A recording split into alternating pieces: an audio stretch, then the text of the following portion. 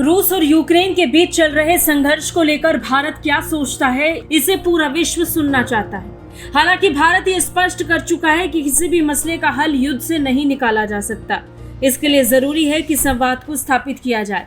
वहीं मदद के लिहाज से भारत यूक्रेन की तरफ अब तक कई कदम भी बढ़ा चुका है।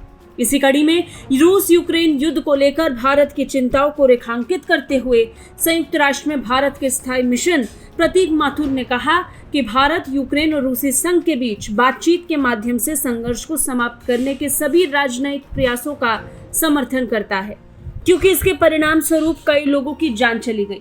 प्रतीक माथुर ने कहा, हम यूक्रेन और रूसी संघ के बीच बातचीत सहित संघर्ष को समाप्त करने के लिए सभी राजनयिक प्रयासों का समर्थन करते हैं। इस संघर्ष के शीर्ष समाधान की दिशा में संयुक्त राष्ट्र के अंदर और बाहर रचनात्मक रूप से काम करना हमारे सामूहिक हित में है।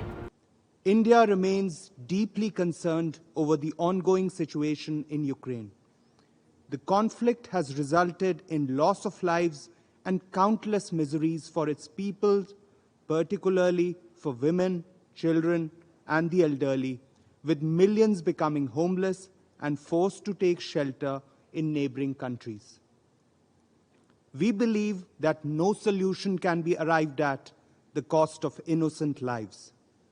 From the beginning of the conflict in Ukraine, India has been consistently calling for complete cessation of all hostilities and advocated the path of dialogue and diplomacy. We support all diplomatic efforts to end the conflict, including through talks between Ukraine and the Russian Federation.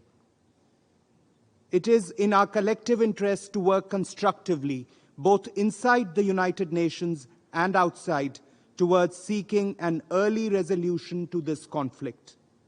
We continue to reiterate that the global order is anchored on international law, UN Charter, and respect for territorial integrity and sovereignty of states. I thank you. संघर्ष पर आगे बोलते हुए उन्होंने कहा कि भारत लगातार Ukraine में युद्ध की शुरुआत के बाद से सभी शत्रुता को पूरी तरह से समाप्त करने का आह्वान कर रहा है, जबकि उन्होंने बातचीत और कूटनीति के हिस्से की वकालत की। उन्होंने कहा कि लाखों लोग बेघर हो गए हैं और पड़ोसी देशों में शरण लेने को मजबूर हैं। हमारा मानना है कि निर्दोष लोगों की जान की कीमत पर कोई समाधान निकाला नहीं जा सकता। इससे पहले पिछले हफ्ते विदेश मंत्री डॉक्टर एस जयशंकर ने कहा था कि भारत ने यूक्रेन संघर्ष पर सही रास्ता अपनाया है और सबसे जरूरी मुद्दा शत्रुता को उस स्तर तक बढ़ने से रोकना है जहां केवल नुकसान होगा। ब्यूरो रिपोर्ट, भारत तक।